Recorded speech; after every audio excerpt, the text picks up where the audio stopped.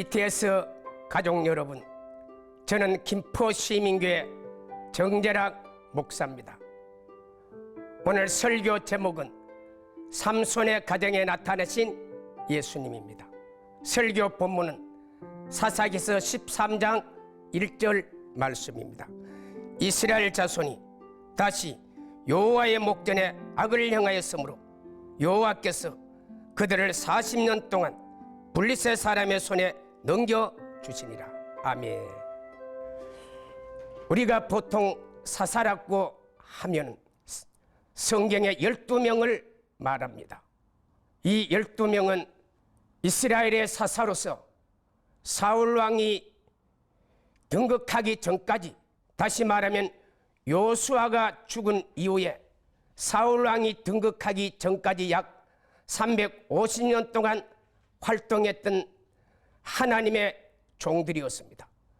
이들의 주 사역은 백성들을 재판하는 일이었습니다만, 그러나 하나님이 때를 따라서 정치, 군사적 사역을 감당했던 그 사람들을 우리는 말합니다. 이들은 대체적으로 비세습, 비전문가 출신으로서 하나님이 사사기 21장 25절에 이스라엘의 왕이 없으므로 자기 소견에 옳은 대로 행하였더라. 가장 무질서 그 시대 때 하나님의 사역을 감당했던 사람들이옵니다. 오늘은 12명의 사사 가운데 12번째 삼손에 대해서 말씀을 드리려고 합니다. 삼손은 사사기 13장에서 16장에 나오는데, 오늘 저는 13장을 중심으로 해서 말씀을 드리려고 합니다. 삼손이란 뜻은 히브리 단어로 세메스라는 단어입니다. 빛이 충만하다. 이 단어가 발전하여 작은 태양의 사람이라는 그런 이름으로 삼손이 이름이 만들어졌습니다. 오늘 읽은 본문 13장 1절에서 14절의 전체 내용을 간단하게 제가 소개해 드리도록 하겠습니다. 1절에 이스라엘 백성들이 여호와 앞에 악을 행함으로 하나님이 블레셋 손에 40년 동안 넘겨주니라. 2절에 소라 땅에 단 지파에 마누아라는 사람이 있었는데 그 아내가 임신하지 못하여 출산하지 못하였더라. 소라 땅은 예루살렘 서쪽으로 약 20km 떨어진 지역이었습니다. 3절 여호와의 사자가 이 여인에게 나타나서 원래 너는 임신하지 못해 출생하지 못하였으나 4절 내가 아들을 낳으리니 너는 포도주와 독주를 마시지 말며 부정한 것을 먹지 말라. 5절 이 아이에게 삭도를 대지 말며 이는 나면서부터 나실인이 됩니다. 6절 그 여인이 자기 남편에게 가서 자기에게 나타난 용모가 하나님의 사랑 같았고 너무 심히 두려워서 어디서 왔는지 이름을 물어보지 못했다. 7절 그가 이 아이가 태에서 나무로부터 나실인이 될 것인데 포도주와 독주와 그리고 정결하게 살도록 명령을 했습니다. 8절 마누아가 여호와께 기도했습니다. 이 아이를 어떻게 기르며 어떻게 행하리까. 9절 마누아의 기도가 하나님이 들으신지라. 여인이 밭에 일할 때 전에 나타났던 사람이 나타났습니다. 10절 급히 남편을 찾아가서 어제 나타난 그 사람이 나타났다. 11절 마누아가 와서 당신이 어제 이 여인에게 나타났던 사람입니까? 내가 그러다. 그러면 12절 내가 이 아이께 어떻게 기르며 어떻게 행하리까? 13절 내가 여인에게 말한 것처럼 상가. 14절 독주와 포도주를 먹지 말고 부정한 것을 마시지 말라. 오늘 본문 안에는 세 사람이 나옵니다. 마노아 삼손의 아버지입니다. 여인은 삼손의 어머니입니다. 그리고 여호와 사자, 이 세 사람이 만나서 나누었던 대화는 아이가 이 가정에 태어날 것이다. 아들이 태어날 것이다. 그들은 나실인이 될 것이다. 그러므로 이 나실인은 부정한 것을 먹지 말랐고 그리고 머리에 삭도를 대지 말랐고 그 약속을 하셨습니다. 그래서 이 세 사람이 만나서 나누었던 중요한 대화 내용의 초점은 아들을 낳을 수 있는 그 아들이 삼손입니다. 그리고 그에게 삭도를 대지 말라. 나실인이다. 그래서 이 나실인이 블레셋 사람의 손에서 구원하기 시작할 것이다. 이것이 그들의 대화의 핵심 내용이었습니다. 그러면 나실인이 뭘까? 하나님의 종을 세울 때 사사기 6장 12절에 하나님이 기드온같이 일방적으로 너는 큰 용사다. 하나님이 일방적으로 사람을 세우는 사람이 있는가며 하나님 앞에 하나님의 일을 하고 싶은데 하나님이 불러주지 아니할 때 민수기 6장 2절에 보면 남자든 여자든 특별히 서원할 수 있습니다. 그래서 하나님의 종으로 쓰임을 받을 수가 있습니다. 3절에 이렇게 나실이는 포도주와 독주를 먹지 말 것이며 포도나무에 사는 금포도 생포도 먹지 말라. 4절에 포도나무에서 난 씨앗이나 껍질도 먹지 말라. 왜 하나님이 포도 씨 열매를 먹지 말라? 이것은 신약시대 성찬을 예표하는 포도주기 때문에 나실은 철저하게 금했습니다. 6절 민수기 6장 5절입니다. 이 아이께 삭도를 대지 말라. 이 말은 고린도전서 11장 5절에 보면 여자들이 교회 안에서 기도나 예언할 때 꼭 머리에 모자를 쓰도록, 이것은 절대적인 하나님의 질서 권위에 순종한다는 뜻입니다. 그리고 6절 시체를 가까이 하지 말라. 7절에 부모, 형제의 시체도 자기의 몸을 더럽히지 말라. 왜 죽은 시체를 나신이니 가까이 하지 말라 하는 거야? 이것은 로마서 6장 23절에 죄값은 사망이기 때문에 그렇습니다. 그래서 나시려는 8절에 거룩한 것을 구별하는 동안만 나실인이 됩니다. 그래서 이 나실인에게 오늘 누가 나타나느냐? 3절에 보니까 여호와 사자. 여호와 사자가 구체적으로 18절에 보면은 누구냐? 마노아가 그 여호와 사자를 만났습니다. 17절에 당신의 이름이 뭡니까? 18절에 왜 내 이름을 묻느냐? 나는 기묘자라. 이 기묘자라는 것은요, 예수님을 이야기합니다. 오늘 예수님이 누구의 가정에? 나실인의 가정에. 나실인은 히브리 말로 나자레라는 뜻이죠. 거룩하다, 구별된다, 바치다는 것. 하나님이 이 경건한 가정에 여호와 사자를 보내지만 이 여호와 사자가 누구였느냐? 예수님이었다는 것.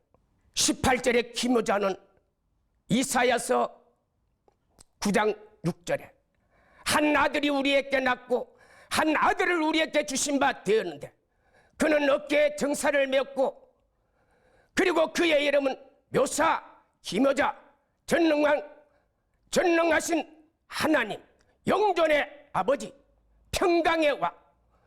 우리 성경에 많은 예수님이 이름이 있지만 이사야 9장 6절에 예수님의 이름을 5가지로 이스라엘 백성들에게 가르쳐 주었습니다.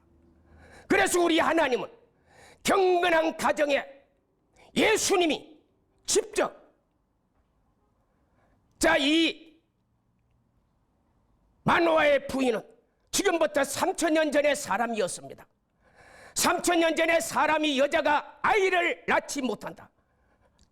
저주였고 동네 사람의 조롱거리였습니다. 세상 사람 보기에는 조롱거리고 세상 사람의 저주라고 말했지만 그는 하나님 앞에 경건하게 살았던 믿음의 사람이었습니다. 그랬기 때문에 여호와 사자 예수님이 직접 이 마노아의 가정에, 삼손의 가정에 나타나서 삼손의 탄생을, 삼손의 사역을 말씀해 주었습니다. 성경에 보면은, 구약 성경에 보면은 예수님이 직접 나타나는 것은 참 드문 일입니다. 창세기 19장 1절에 저물 때 두 천사가 소돔 땅에 들어왔습니다. 자, 소돔과 고모라 성을 창세기 19장 24절에 유황과 불로 심판할 때, 이때 예수님이 직접 온 것이 아니고 두 천사를 보내서 그 일을 집행했습니다. 물론 하나님의 섭리가 그 속에 있었습니다만 이때 하나님의 천사가 나와서 그 일을 집례했습니다. 열왕기상 19장 5절에 엘리야가, 18장 바알 선지자 450명을 기손 시내가에서 다 그들을 처리하고, 이때 이 소식을 듣고 19장 2절에 이세벨이 내일 이맘때 당신의 생명도 이와 같으리라, 이 말을 듣고 엘리야가 3절에 보면은 부엘세바까지 도망갔습니다. 부엘세바는 갈멜산에서 부엘세바까지 약 100km 거리를 도망을 갔습니다. 그래서 4절에 엘리야가 하나님 앞에, 하나님 내 목숨을 거두소서. 이 말은 하나님, 내가 할례 없는 그 여인에게 죽는 것보다 차라리 여기서 내가 죽겠습니다. 엘리야가 그 기도를 했을 때 하나님이 19장 5절에 보면 천사를 보내서 물과 떡을 준비해서 엘리야를 위로했습니다. 그래서 구약시대에 보면요, 예수님이 직접 나타난 경우는 참 드뭅니다. 그러나 삼손의 가정에는요, 예수님이 직접 나타나서 삼손의 탄생을, 그리고 삼손의 사역을 이야기했습니다. 오늘날 저와 여러분도 나자르의 삶을 삽니까? 나사렛의 삶을 삽니까? 거룩한 삶을 삽니까? 거룩한 삶을 산다면 오늘 또 예수님은 우리 가운데 임재할 것입니다.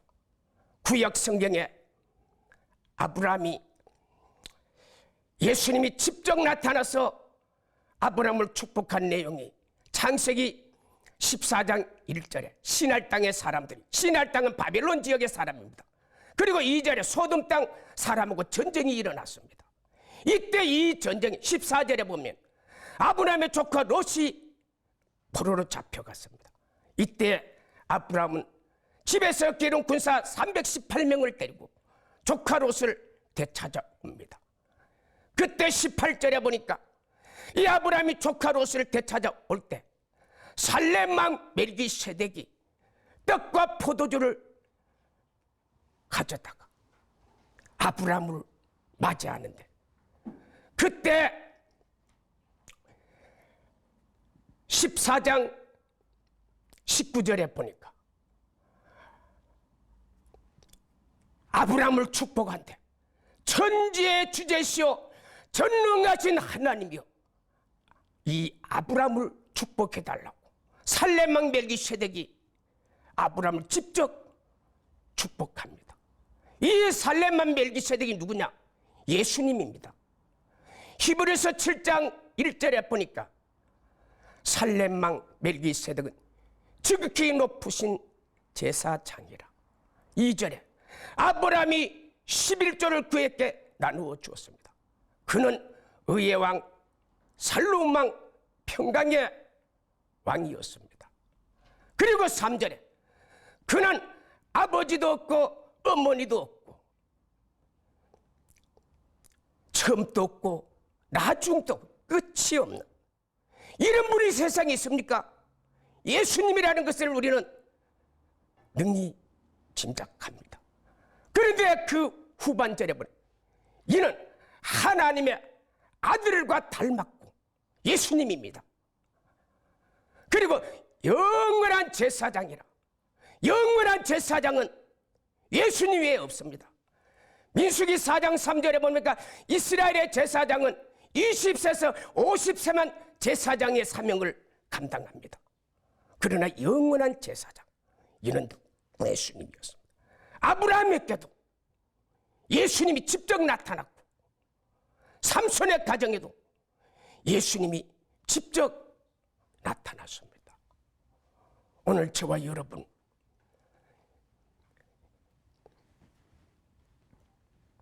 예수님을 만나기를 원하는 간절한 소원이 있습니까? 예수님 만나기를 원한다면 오늘 여러분 거룩한 삶, 구별된 삶, 나자로인의 삶을 사시면 오늘 또 예수님은 천사를 보내지 않고 직접 우리 가운데 임재할 것입니다. 지금부터 2000년 전에 예수님이 이스라엘 나라에 왔습니다. 그런데 많은 사람이 포면적 예수님은 만났습니다마는 내면적 1대1의 예수님을 만났어. 이분이 메시아고 그리스도라 이런 고백을 한 사람은 성경에 보면은 소수입니다. 왜 예수님이 인카네이션 했는데 왜 사람들이 예수님이 요한복음 1장 9절에 참빛꽃 사람에게 비치는 빛이 있었나니 그가 자기 땅에 계시매 만물은 그로 말미암아 지은 바 되었고 그가 없이는 하나도 된 것이 없던 그가 자기 땅에 오매 자기 백성이 용접지 아니했다. 2000년 전 예수님이 이 땅에 오셨습니다. 마노아의 가정에 삼손의 가정에 나타나신 예수님, 아브라함에게 나타난 그 예수님이 직접 2000년 전에 왔었는데요, 사람들이 참빛을 알아보지를 못해요. 영접치 않아요. 그래서 예수님을 만났던 사람은 사복음서에 보면은 소수였습니다. 그렇게 많지 않았습니다. 왜 그럴까? 마태복음 3장에 세례 요한은 예수님을 만나는 법, 천국 가는 길을 제시하고 있습니다. 이 길이 아니고는요 예수님을 만날 수가 없어요. 하나님 아들 예수가 이 땅에 왔습니다. 그래서 세례 요한은 사람들에게 예수님을 만나는 길과 천국 가는 길을 가르쳐 주었습니다. 마태복음 3장 1절에 세례 요한은 광야에서 외칩니다. 2절 회개하라 천국이 가까워. 우리는 회개해야 됩니다. 죄를 버려야 됩니다. 거룩해져야 됩니다. 그래서 3절 주의 길을 준비하라. 우리가 주님을 만나는 길이 준비해야 돼요. 죄를 버려야 돼요. 회개해야 돼요. 그래서 세례 요한은 4절에 낙타트럭과 가죽옷을 입고 광야에서 목이 외치도록 외쳤습니다.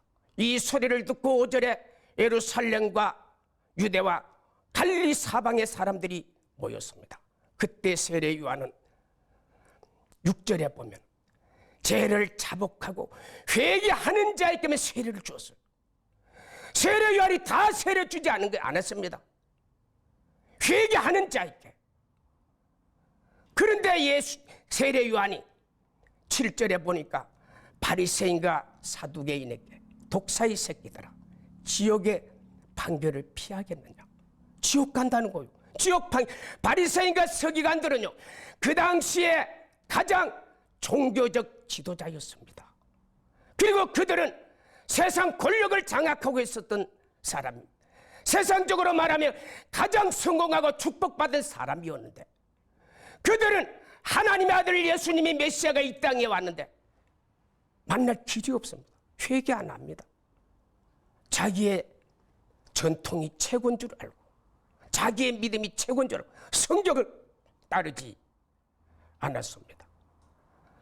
그래서 8절에 회개에 합당한 열매를 맺어라. 9절에 너희가 속으로 아브라함의 자손이나 하나 그렇다면 이 돌을 명하여 아브라함의 자손이 되게 하라.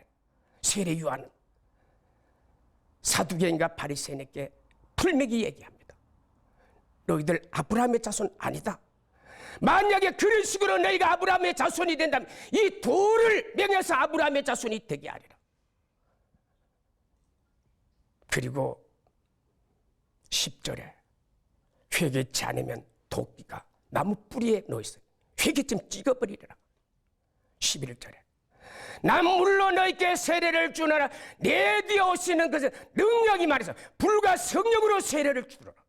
우리가 예수님을 만나는 것은요, 세례받고 재회개하고 또 그리고 우리가 성령 세례를 받음으로 인해서 우리가 주님을 만나고 천국 가는 길이 됩니다.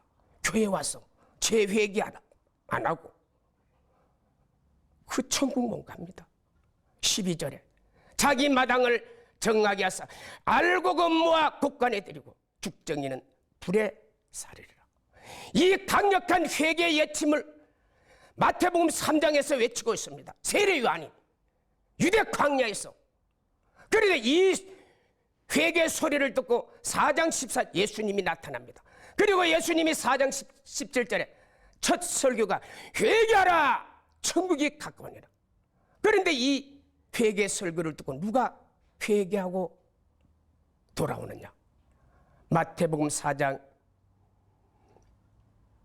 18절에 보니까 예수께서 갈릴리로 다니시다가 그물 던지는 베드로와 안드레를 만났습니다. 19절에 나를 따라 내가 사람 낚는 어부가 되게 하라. 20절에 베드로는 그물을 버려두고 예수님을 따랐습니다. 자, 여기 보니까 세례 요한이 회개하라 회개하라 이 소리에 강력한 외침의 첫 열매가 누구냐? 베드로와 안드레였습니다. 안드레는 세례 요한의 제자였습니다. 그리고 두 번째 하나님이 캐스팅된 사람이 누구냐?